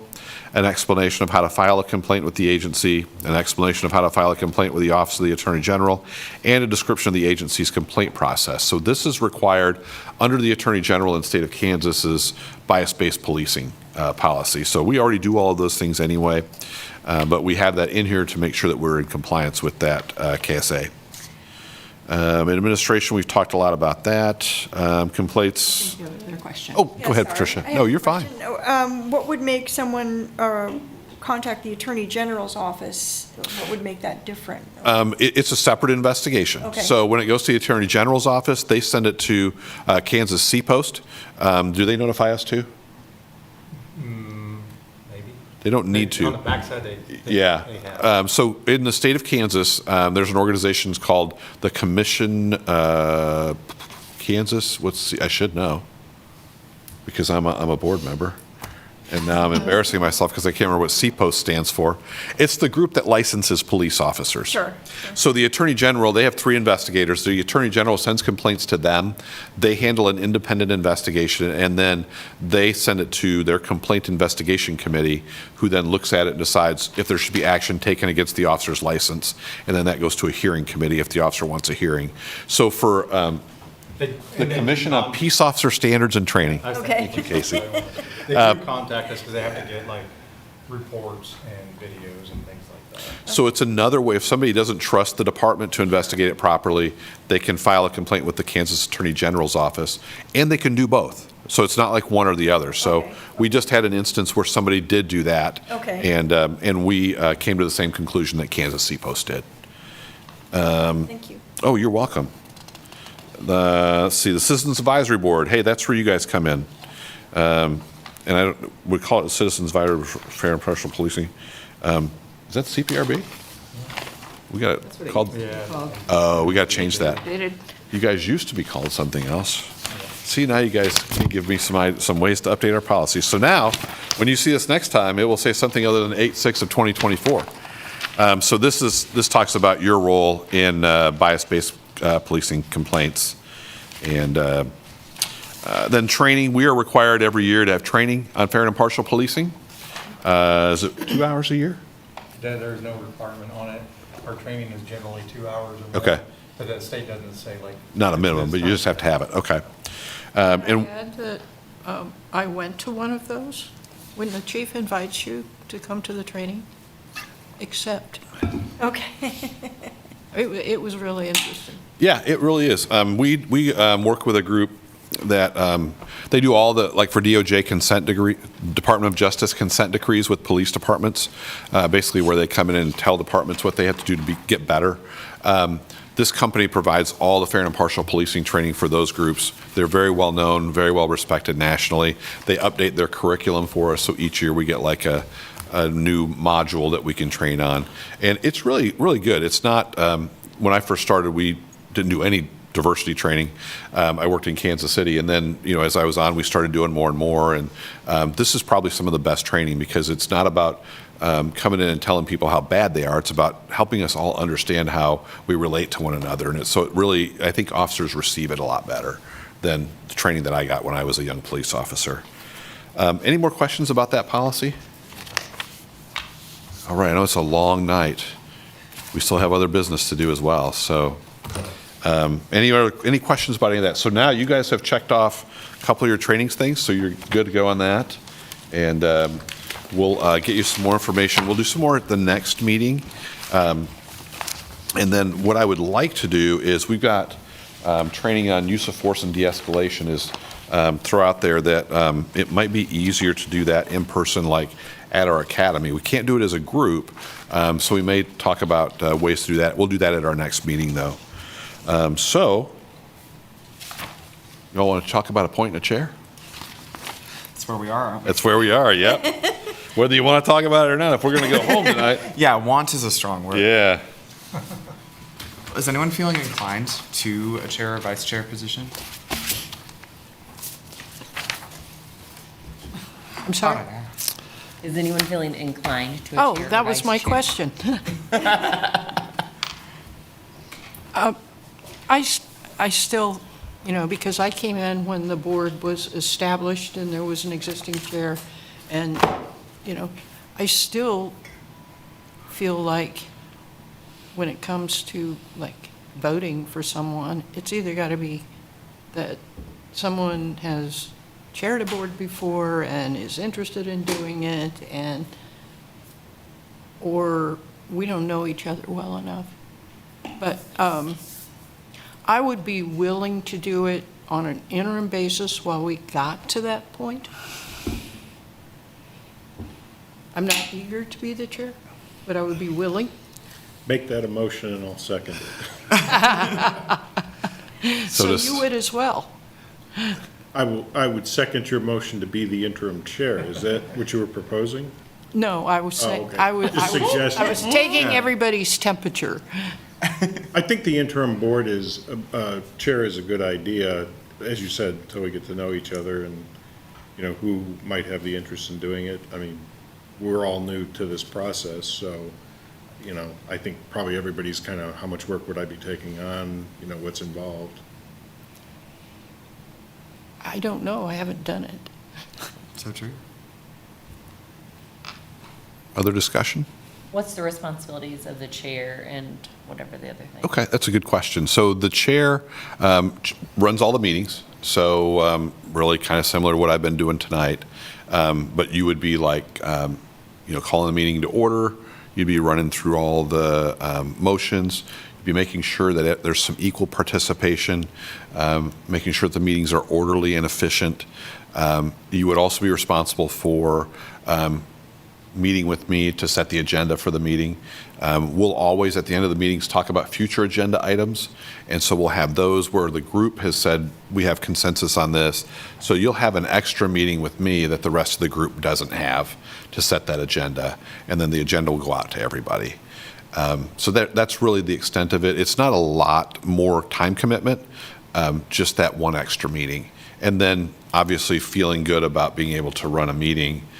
This meeting's been fairly easy, but if you all have ever seen any of our meetings in the past, there has been a time where they were not so easy to run. So just being able to manage that is important as well. Some people are fine with managing conflict and kind of be in the center of everything. Some folks would rather just participate and not do that, so does that help? Yeah, would the chair be the chair for the duration of their term, or is it every year? Every year, you will appoint a chair and vice chair. And you can, Brenda mentioned interim, you could say, hey, I'll be the chair for 6 months. You can do whatever you want for that year. We just, at the beginning of each calendar year, which is September to August, will appoint a new chair and vice chair.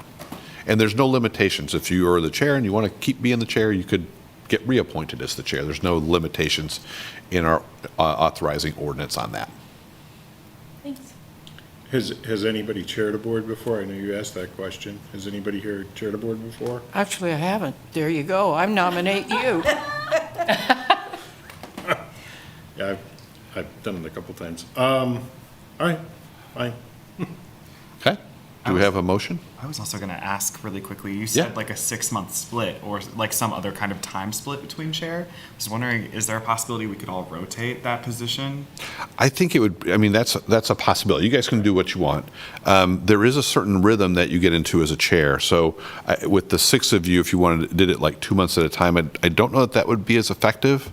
But you could certainly, I think a 6-month window would probably be good, so 6 months at a time. Less than that, you really don't get your chance to get into a good rhythm going on. You just start to know what you're doing and feeling comfortable with it, so. Yeah, sure. But again, it's your board, you all can decide to do it however you want.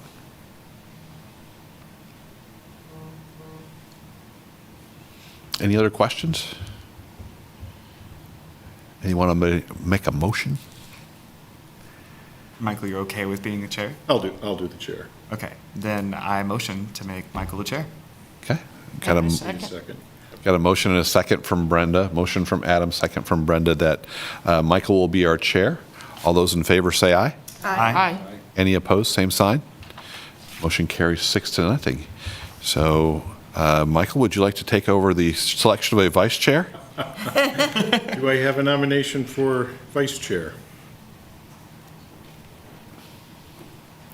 Don't all Any rush to it. interest? I was going to say, could you go over the duties for the vice chair? The vice chair will serve as the chair when the chair is not here, and that's really the only thing that the vice chair has to do. So you obviously participate in the meetings, be prepared to be the backup if the chair's not here. Other than that, you're just like any other The member. chair will give you advance notice if that's going to happen, Thank you, the chair. If possible. if possible. I mean, things come up, but generally I know what my schedule is. And as your staff liaison, I'll always be here to help you through that too. So you're not going to be on an island by yourself. So is anyone interested in being the vice chair? I'd be willing to. Great. So we have, I'm sorry, I'm forgetting names. I So wrote- can I make a motion Make a to motion for Adam. nominate Adam Kellogg to be the vice chair? Do you have a second on the motion? I second. Second? I heard Caleb first. Okay, Caleb's a second. All in favor of the motion, say aye. Aye. Aye. Any nays? Motion carries. All right. We did it. Got one more thing, Mr. Chair. You got Thank a you, guys. next meeting and discussion regarding frequency of meetings. Okay, let's talk about frequency of meetings first, and then we can decide on what the next meeting is. And Rich, you know what's involved more than we do at this point. I'm guessing we probably want to meet something like monthly. Yeah, I would recommend that we have at least a meeting, if we can get one in December. I don't know what y'all's schedules look like. And then at that December meeting, we can talk about, because I think we'll get all of our training done, whether we want to go quarterly or what frequency we want at that meeting. Okay, so are we postponing the decision to how often we're going to meet? Unless, The next meeting, unless everybody wants to decide we're going to go monthly for now? I have a question. Go ahead. Been how many months since the board met? Do you have a backlog of things to report? Do we want to? right now, the only backlog we have is to get y'all trained up. Okay. There aren't any appeals waiting on you. There aren't any pressing matters waiting on you. I can also share with you the previous board met monthly, and there were many times where there wasn't really anything to do. And so it was done, but there wasn't a lot getting accomplished. So one of the things it talks about is, quarterly, if you have something for an agenda. So I think if we do this December meeting, I think y'all have a little bit better idea of where we are. And again, we'll start getting into a rhythm as well and figuring that out. You don't have to make a final decision tonight or even next month on frequency. You could make a decision at every meeting. Do we want to have a meeting next month, or do we want to go another month out? So don't feel like you have to get locked in tonight on that. I would recommend having a meeting next month if we can, and then we can put this back on and talk about it then again. What does everybody's schedule look like for the week of December 16th? It does not. Oh, goodness. And right now, the only days I would say stay away from are Tuesdays, the first, second, and third. Those are city commission nights.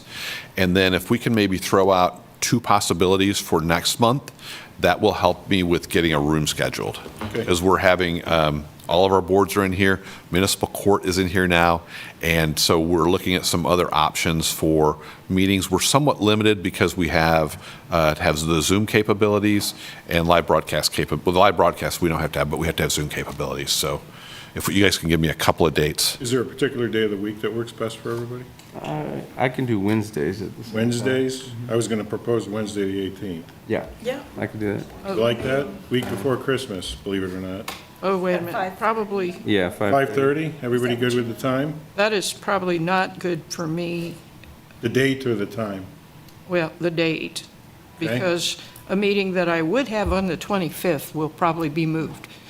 You only have to do that. Okay. What about the 19th? Right. I could do the 19th. How's everybody on the 19th? Good? Caleb? Yeah, I could probably do that. Good on the 19th? I could do that. At 5:30? 5:30, good, evening? I have a question. If we can't be here in person, can we do it via? That's a good Weather. question. You can. Okay. We would I just prefer. meant my children, I take my kids to basketball. Yeah. So I'm, We prefer to have you in person, but if you can't be, you're always welcome to Zoom in. okay. And it's, as the chair, you'll just have to kind of keep eyeball on that to do that. I'm used to having to do that. Yeah. I've done that before, too. So did I hear 12:19? 12:19, is 5:30 good, or do people need a little bit more time with commutes and? Mr. Chair, the Historic Resources Commission is at 6 o'clock on December 19th in this room. All right, We might be able to have another one. So if you guys want to, we'll bookmark that one. okay. And then, because we're talking about Kurt using the Station 5. You had mentioned Monday, the 16th, I think. Yep, I said the week of the 16th, Or the but week of Monday, the the 16th is doable as well.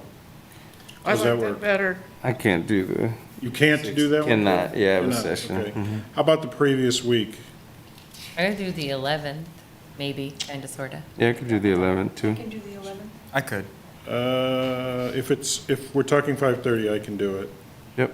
Yep. Okay, 5:30, the 11th, is Okay, that so good? 12/11 is our secondary date. Okay, is everybody good with that being the that what I've secondary heard? date, or do you want that the primary? What was the date? I'd prefer the. 12/11. Yeah, I could do the primary.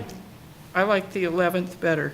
Okay, 11th is our first choice then? Yep. all right, let's make 11th the primary choice and 18th the secondary Okay. choice. 18th or 19th? No, you said 19th, I guess. Did we say 19th? I'm sorry. Well, The Okay, 19th was the secondary. second. date. Okay, So 11th is primary, 19th Okay. is secondary. all right. And 5:30 is the time. okay. 5:30 to 7:30. Is 7:30, is that a good range for everybody? 2 hours? Okay. Yeah, will you provide dinner next time?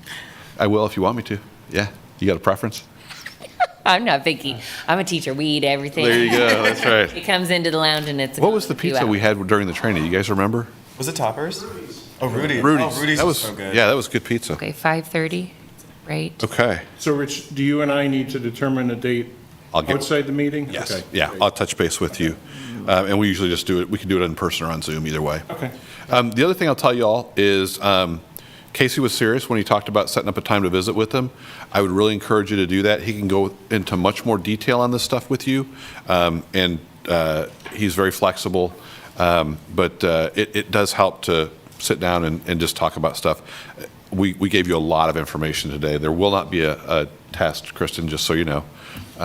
So you. I do not like You have to worry about studying for my tests. teacher, right? Yeah. Despised. Right, there you go. But you Okay. guys all have my contact information, so feel free to message me anytime if you have questions or if things come up. As you get contacted by people in the community, feel free to share that as well. If you have questions about stuff, you can ask us. Either Casey or myself can help you with that, so. Okay, we only review stuff when the party that is bringing the complaint does not agree with whoever's determination. That's correct. Yeah, that's the only time you'll have a complaint to review. For level 1s and level 2s. Level 1s and level 2s, yeah. So if we have a discourtesy or something really minor, that's not going to come to you. But So- the chief will provide you, right, with just the monthly report of complaints. Yes. It doesn't mean that you get to debate them or discuss them, it's just so you're aware of, like, this is what we. Next month, we'll have for you your first complaint report, so we'll be able to go through that, and you'll see all of them year-to-date. After that point, you'll just see like the additional months. So for December, you'll have the whole year, but in January, you'll just see January's. And then February will be February's, March, and so on and so forth. So are minutes published on the website, or is that something that's sent out to us? They're action minutes, so they're not verbatim minutes. Okay. They'll just be, Dahl nominated, Stevens seconded, vote Okay. 6-0, motion passes. Okay. Kind of meeting. And next month, you'll see those, and you'll have to vote to approve those. Right, right, And then the month after that, they go to the city commission. okay. Exciting stuff. It is indeed. All right. Next up is motion to close. Yes, indeed, Mr. Chair. All right, motion to close effective 7:27 PM. Do I have a motion? I second. I guess I made the He's the motion. mover, I'm the seconder. So Adam However made, you want to do it. Oh, sure. Yeah, I'll make the motion to close the meeting. And you're seconding. Second. Good. Motion to close accepted. Oh, all in favor, say aye. Aye. Motion accepted, and we're done. we're adjourned. All right. Nice job, everybody.